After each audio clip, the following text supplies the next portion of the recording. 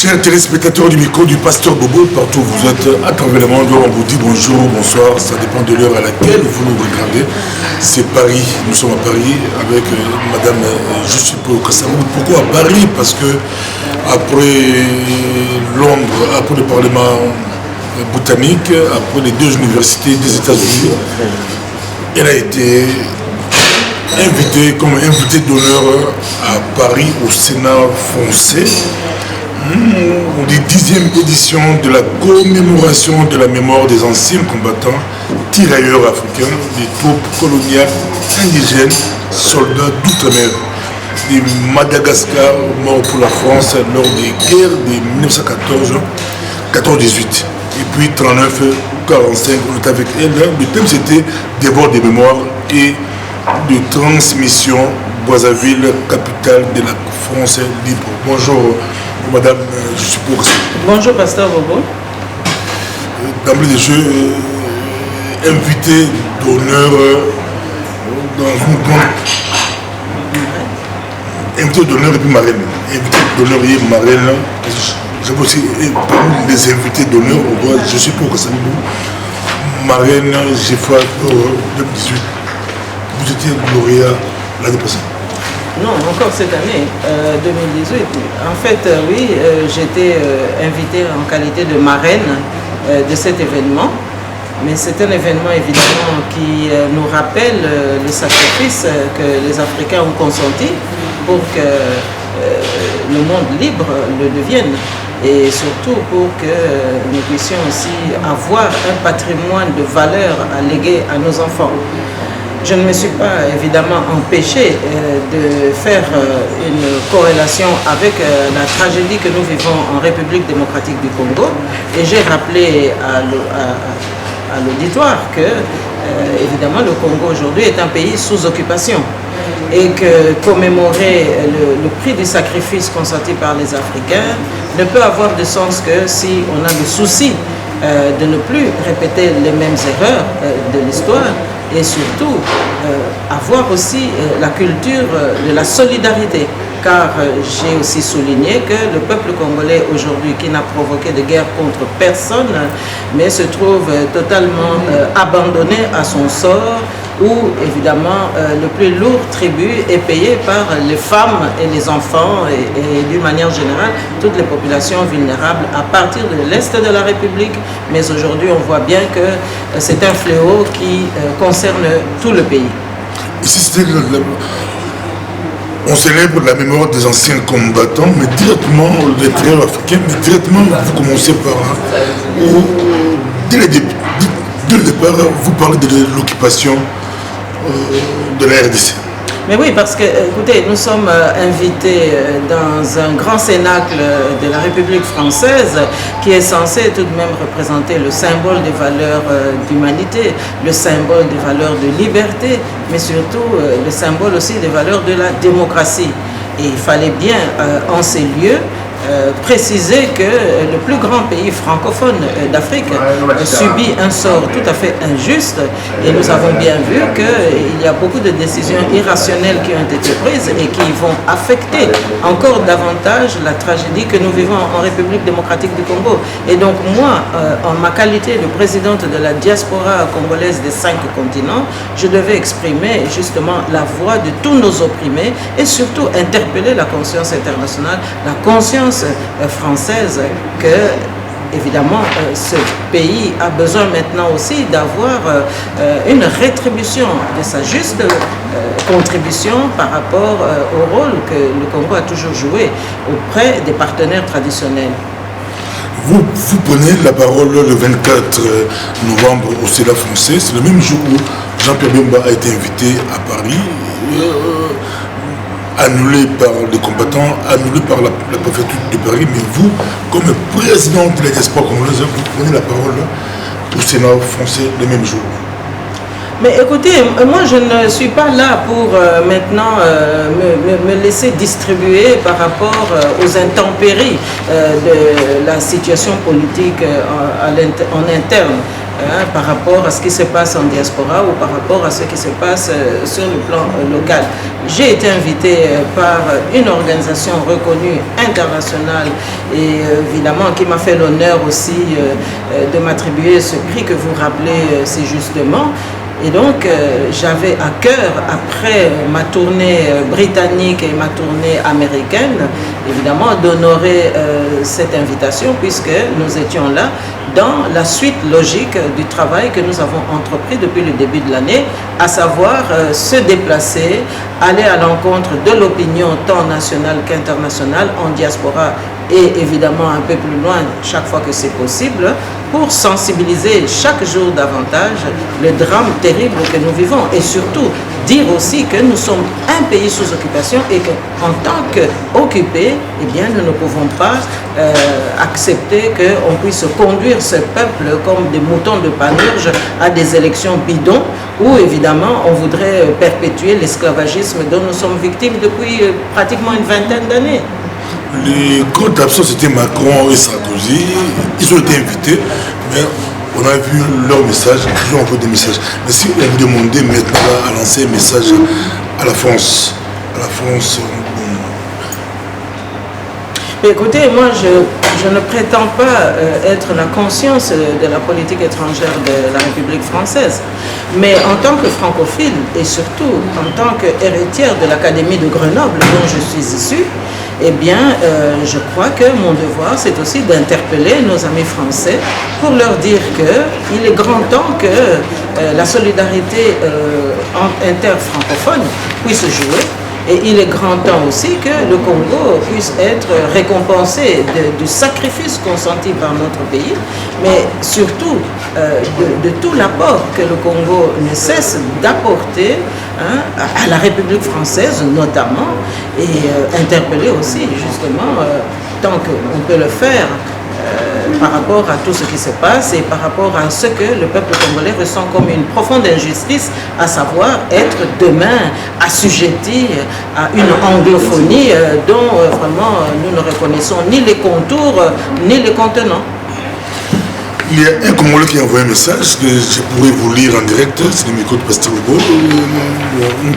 Congolais ou Congolaise, vous envoyez un message.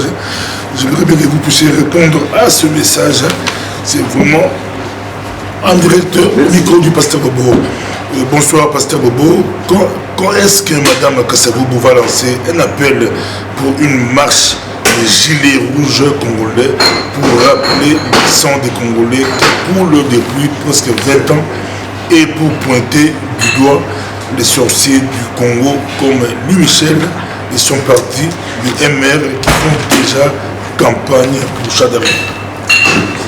Bon, écoutez, alors là, très franchement, je crois que nous allons pouvoir justifier cette question par une réponse en bonne et due forme et surtout par une interprétation, je l'espère, assez exhaustive de cette problématique-là. Alors, lancer une campagne de gilets rouges, moi je m'insurge contre le mimétisme, parce que le Congo n'est pas là pour réagir a posteriori, mais le Congo est là et nous entendons le faire valoir pour anticiper les événements et surtout pour prévenir les dangers.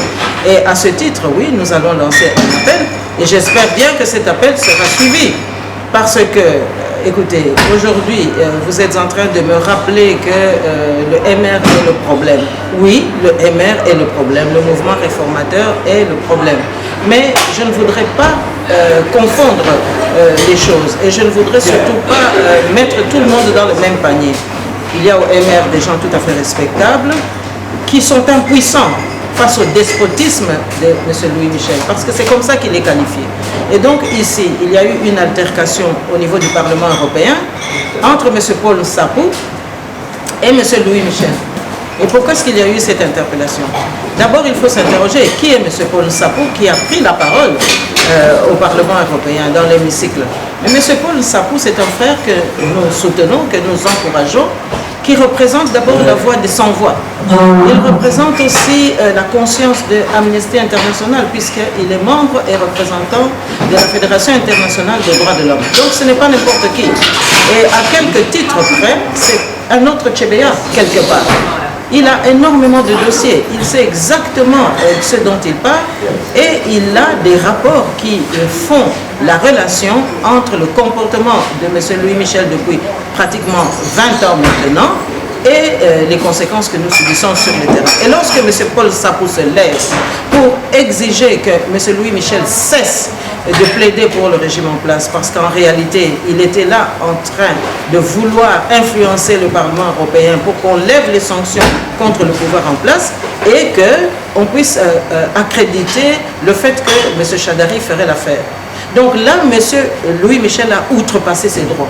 Il a outrepassé ses compétences et en tous les cas, il a offensé le peuple congolais parce que ça fait maintenant plus de 15 ans que M. Louis-Michel est devenu pratiquement le gouverneur général de la République démocratique du Congo.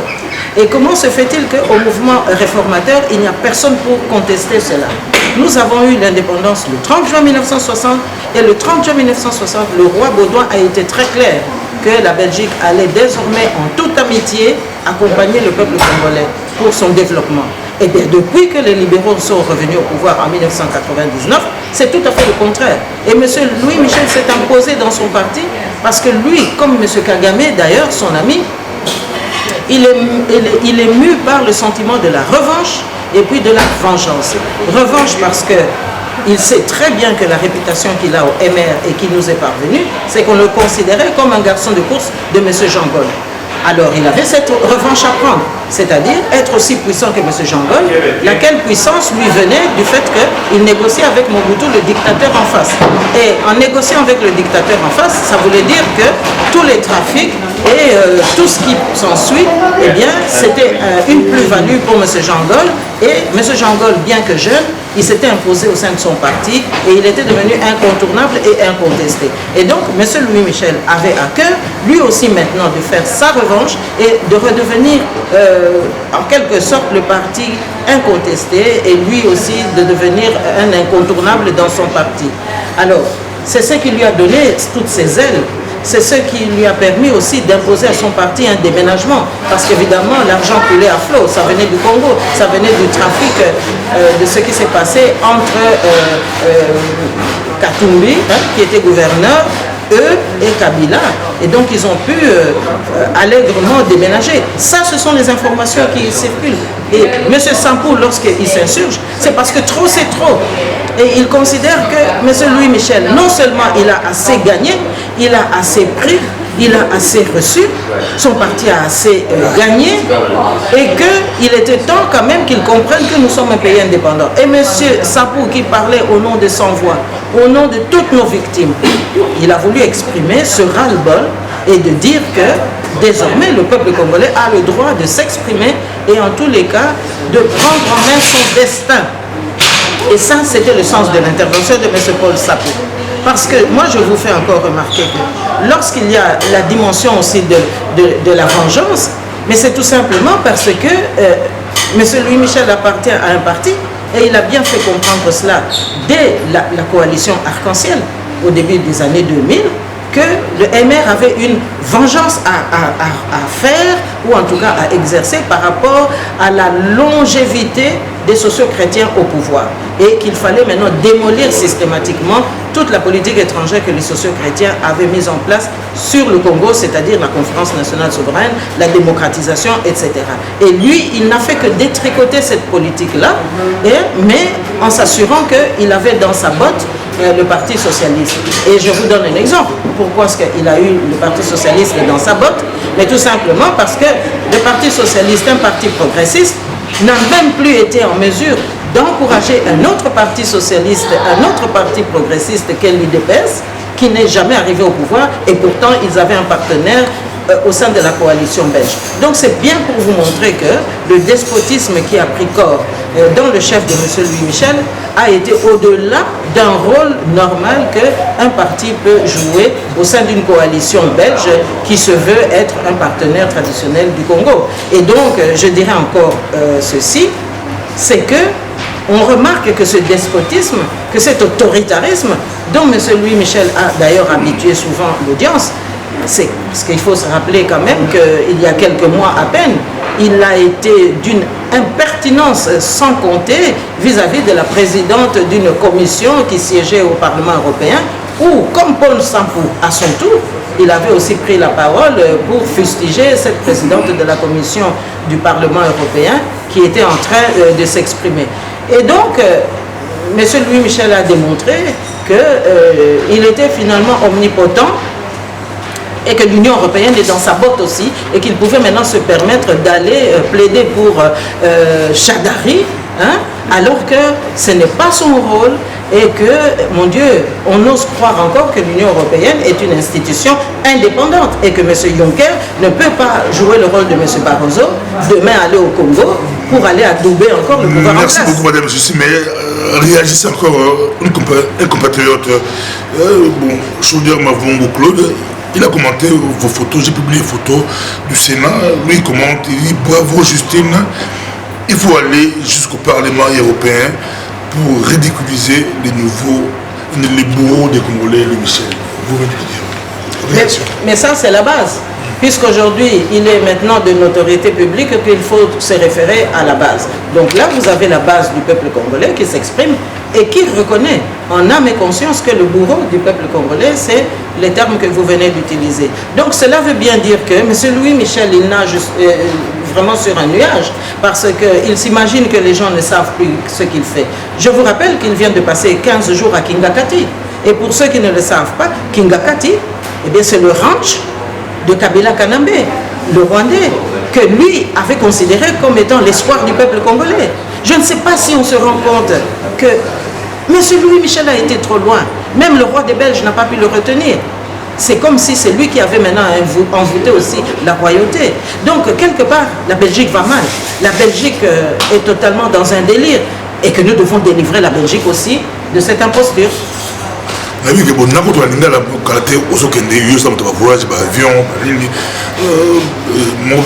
question que s'est posée, au Parlement britannique, au l'université américaine. Mais là, quand on commente l'actualité, toute l'actualité américaine, on sait que lundi, le lobby, l'ambassade d'abord la Kinshasa, pour les terroristes, comme femme politique, comment vous commentez? Non, écoutez, là je vais quand même faire une réponse en deux temps. Hein. D'abord pour dire que, à l'appui de notre compatriote qui fustige M. Louis Michel, mais il a oublié de dire que M. Renders, qui est le ministre des Affaires étrangères, est totalement, semble-t-il, impuissant par rapport à cette poussée, hein, vraiment de provocation de M. Louis Michel. Alors, pour nous les Congolais aujourd'hui, la question est de savoir quel est le rôle que la Belgique reconnaît à M. Louis Michel. Parce que comment expliquer qu'un député européen s'obstine à aller continuellement au Congo en catimini la plupart du temps, depuis qu'il n'est plus ministre, pour maintenant négocier un plan et donner des plans d'action pour d'autres glissements à un dictateur. J'aimerais bien qu'on interpelle le gouvernement belge à ce sujet. Je sais que grâce à l'argent du Congo, il s'est imposé dans son parti pour demander que son fils devienne Premier ministre, et que ce n'est pas au Premier ministre belge que nous devons adresser nos doléances, mais nous devons adresser nos doléances au Parlement belge. Parce qu'alors, ou bien il n'y a qu'une seule personne qui bouffe, excusez-moi l'expression, mais je dois l'utiliser, et que c'est la famille Louis Michel qui bouffe, parce que ni les femmes du MR ne s'insurgent pour venir à la rescousse des femmes congolaises meurtries, mutilées, hein? Ni Christine du MR, ni Martine du MR, ni Rebecca, hein? Ni toutes ces femmes, hein, que nous connaissons au MR ne se mobilisent en solidarité vis-à-vis des femmes congolaises. Donc ça veut bien dire qu'il y a un problème. Et donc à partir de là, moi j'aimerais aussi ajouter le fait que nous allons demander au Parlement belge pourquoi M. Louis Michel a décrété qu'au Congo, l'ethnie Baluba ne peut jamais arriver à la magistrature suprême, que l'ethnie Bakongo ne peut jamais arriver à la magistrature suprême et encore moins à la primature. De quel droit M. Louis Michel peut décréter que les Bakongos sont indésirables, que les Baluba sont indésirables, mais qu'on doit simplement les instrumentaliser à chaque période? Donc qu'on nous l'explique, ou alors ou alors il y a un trafic, alors on ira maintenant interpeller le fisc belge. Parce que nous sommes là comme des immigrés, comme des exilés, nous payons des impôts en Belgique. Et ces impôts-là, on n'a pas pitié de nous. Vous pouvez avoir un petit retard, et dès qu'il y a une lettre administrative de mise en demeure qui arrive, vous n'y échappez plus, vous êtes obligé de vous exécuter. Donc attendez, c'est quand même très important, parce qu'aujourd'hui, nous sommes là en train de parler de l'avenir du peuple congolais. Et comment est-ce que cet avenir doit maintenant dépendre d'un seul homme, belge, de surcroît, qui, il n'y a pas longtemps, avait fait l'objet d'un procès où on le traitait d'esclavagiste. Alors comment ça se fait que la Belgique ne réagit pas? Comment ça se fait que les députés d'origine belge, ou enfin plutôt d'origine congolaise, ne réagissent pas? Donc il doit y avoir un envoûtement quelque part. Alors nous devons chercher l'exorciste.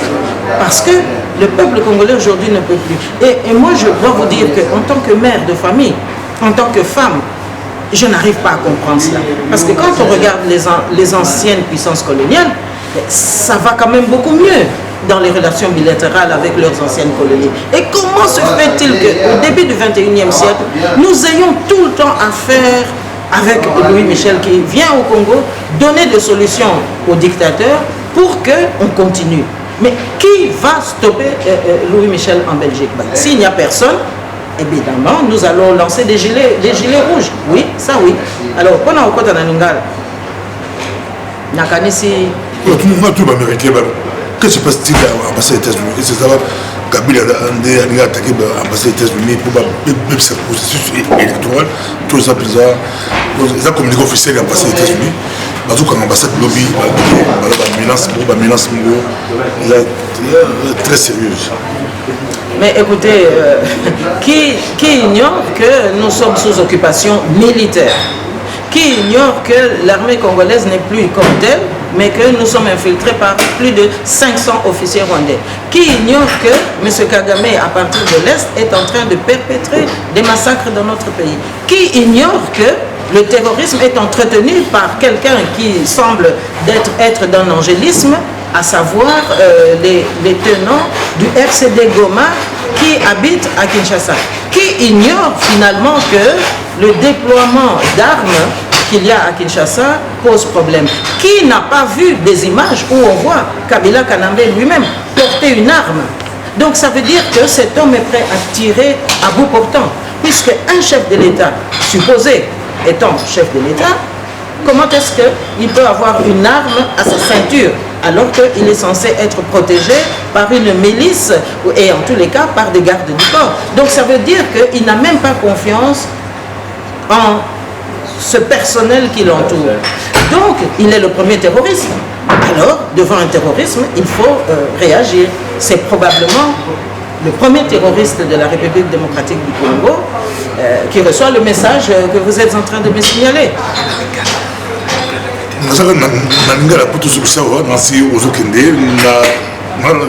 D'abord, dans le plan de la France, dans le Sénat français,